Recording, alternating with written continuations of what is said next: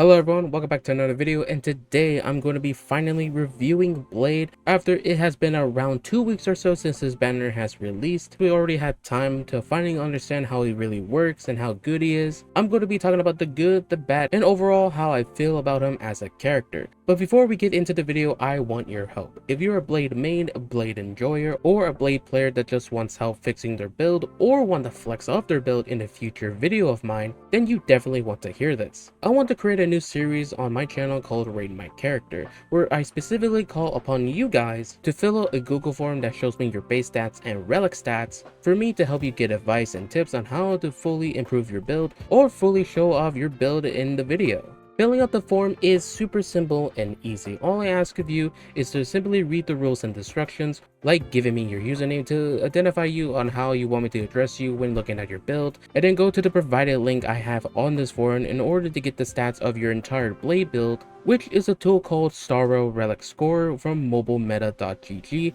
I have the link in the forum already. Basically, it's straight simple. You put your UID from your in-game right here, as I were to put mine, you submit it, where it analyzes your data and gets the total build of your characters from your support system. Now, in order for you to get the build for Blade, you have to put Blade as one of your supports in your profile. And in order for you to do that is super simple. All you have to do is go to your profile, and right here just put Blade as one of your companions in order for the system to get the stats for that character. And if I click here, it shows all your base stats for Blade and also the stats for your relics. After you get your build from that website, you just take a screenshot of your base stats and relic stats, or just one giant one if you can do that. After you take the screenshots, you then upload them to question 3. You can upload up to 5 if you have 2 different types of builds. After that, you then go to question 4 to check one of the boxes if you want me to look at this rating as either a review or flex, or possibly even both if you want advice and show off your build in the video. And then just leave any questions that you want in regards to your build, like what you want me to focus on when looking at it, or what you specifically want to know. Once you fill out all the required questions, just hit submit, and then I'll receive it and take a look at your build.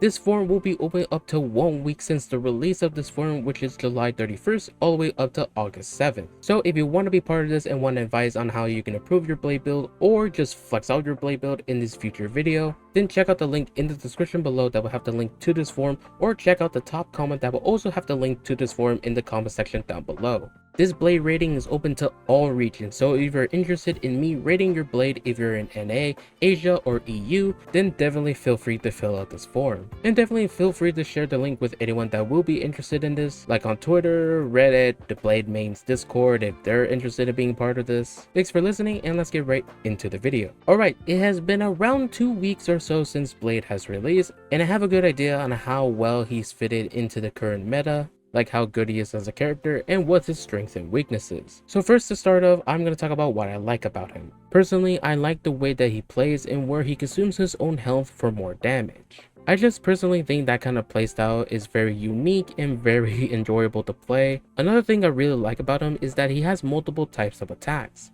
He has an ultimate attack, a follow-up attack, and an enhanced basic attack that deals a lot of damage when put those skills together in just one sick ass combo. The next thing I like about him is that he's easy to build in regards that he scales off one of the easiest stats to get, and that is HP. HP is arguably one of the easiest stats besides defense, which is an easy substat to get from your rolls on your relics. Another thing is that he's easy to relic farm for, because considering the new set that came out that's HP and also gives you crit rate from the 4-piece effect is also really good to have on him. Not only is that 4-piece good, but he's also good with other 2-pieces like 2-piece wind damage, 2-piece speed, and 2-piece HP from the new set. And the fact that you can get the 2-piece HP and 2-piece speed set from the new relic domain that came out during this patch is really good to farm for especially Blade. And lastly, the last thing I like about him is that he is simple to play, especially for players that are free to play. Easy to build, easy to understand. You just basically use his skill whenever you need to in order to enhance his basic attack, get stacks to proc his follow-up attack, and use his ultimate whenever you can. Now let's get into what I don't like about Blade.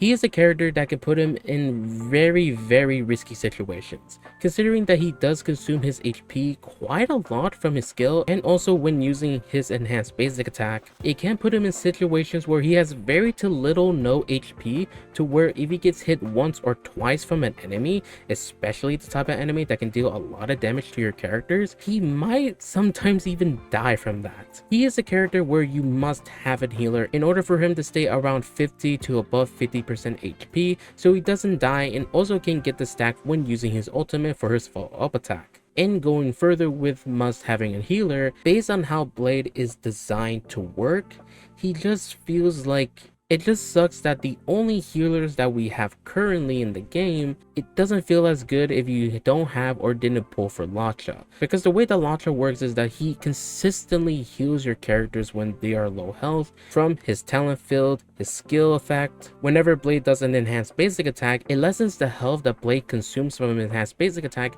which is really nice so he doesn't consistently be at low HP. Obvious that you definitely want a character like Lacha to pair with him.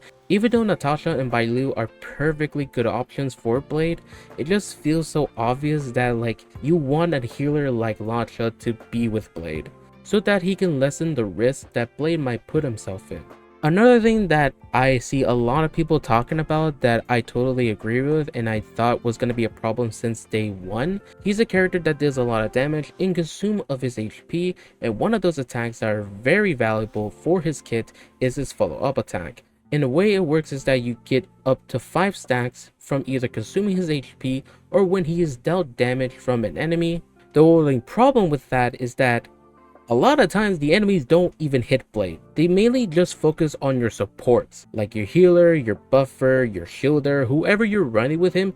The enemies just always tends to hit them and not Blade, even when he is at low HP, which is just frustrating because you definitely want them sometimes to hit him in order to get stacks in order to proc the follow-up attack. The follow-up attack heals him for a very great amount so he doesn't stay at low HP, so he doesn't be at the risk of dying or be at 1 HP sometimes. So not giving him a built-in taunt kinda just sucks whenever you're wanting enemies to hit him for him to proc his follow-up attack so he can heal and deal consistent damage. Another thing I don't like about Blade is that the way the damage scales on your ultimate can sometimes make you want to wait when using it. And what I mean by that is that his ultimate has an additional way of gaining more damage. And the way it works is that his ultimate gets additional damage based on the lost health that he lost in the current battle. So basically how this works is that by the time you use your ult, the amount of health that you lost during that time is tallied up and increases the damage overall of your ultimate. And the amount of damage that you can get from this can be very good, and by the amount that this increases your damage on your ultimate, it can vary from like 20,000 to 25,000 damage, at least for my Blades build, which can be really good. However, it does suck that once you do get his ultimate and you definitely know you didn't lose a lot of HP during that turn, then you're definitely going to feel like your ultimate is not going to deal as much damage as you would like it to be, which will make you feel not wanting to proc your ult instead of saving it for the next turn so you can lose a lot more health and get more damage out of it. It's great in how it works and how much damage it gives for your ultimate, but it sucks that sometimes you might want to wait if you know you haven't lost as much health than you wanted to. And lastly, I'll be talking about the concerns and questions that people have been talking about Blade in regards to his build, the stats that he wants, and also the supports that you want to run with him. First one is, I see this being asked a lot, and that is, what is better, speed or HP boots? Now, it's pretty obvious and pretty explanatory that almost every damage dealer that comes out, you definitely want to give them speed boots. The reason being is because a lot of the times characters are gonna be very slow, and in terms of Blade's case, he is very slow. So yeah, you pretty much want to give him speed boost so he can take consistent turns to deal consistent damage.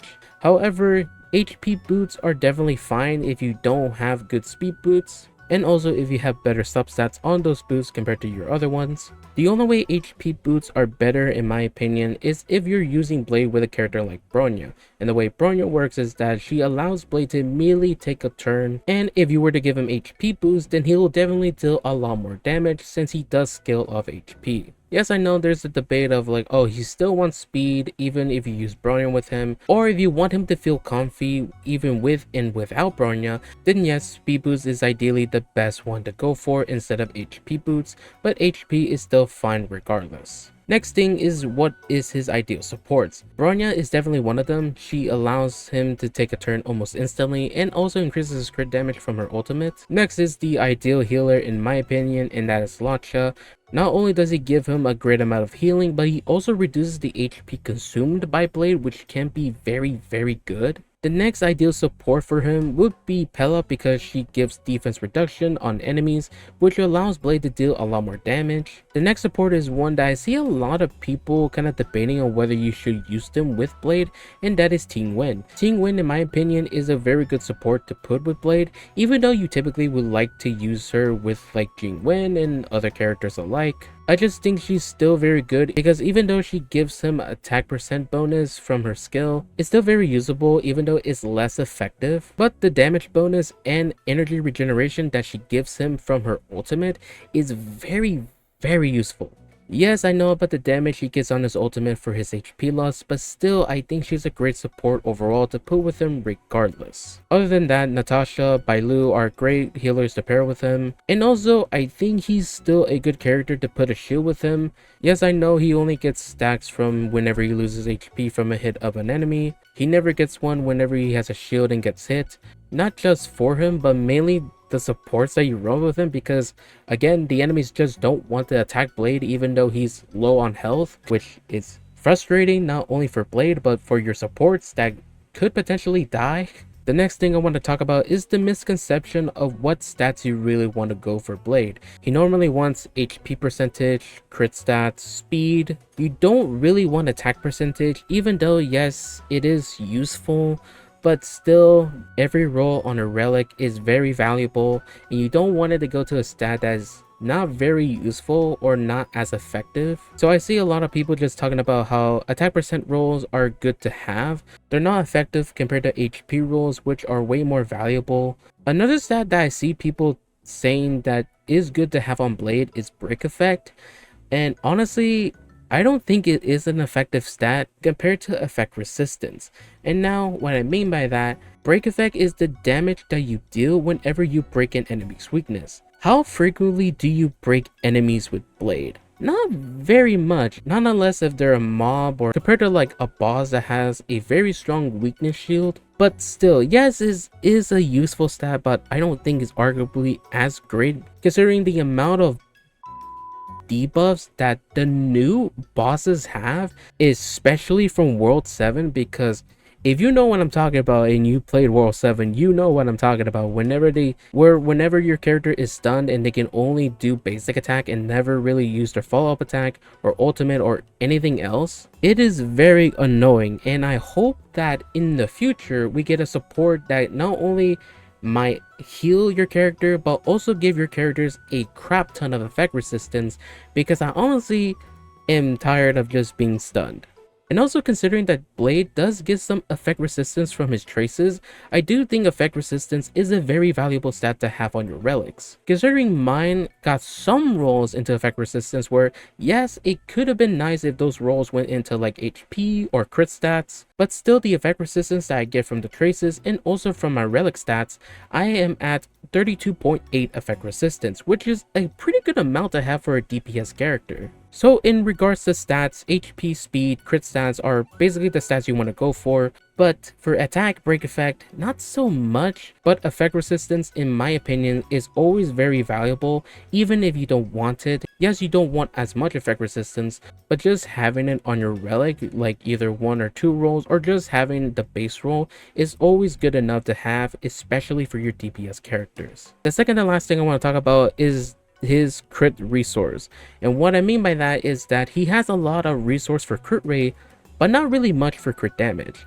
Now what I mean by this is that he has a lot of crit rate from his traces. His traces gives him around 12% crit rate. He also gets crit rate from his light cone, and also he also gets crit rate from the new set.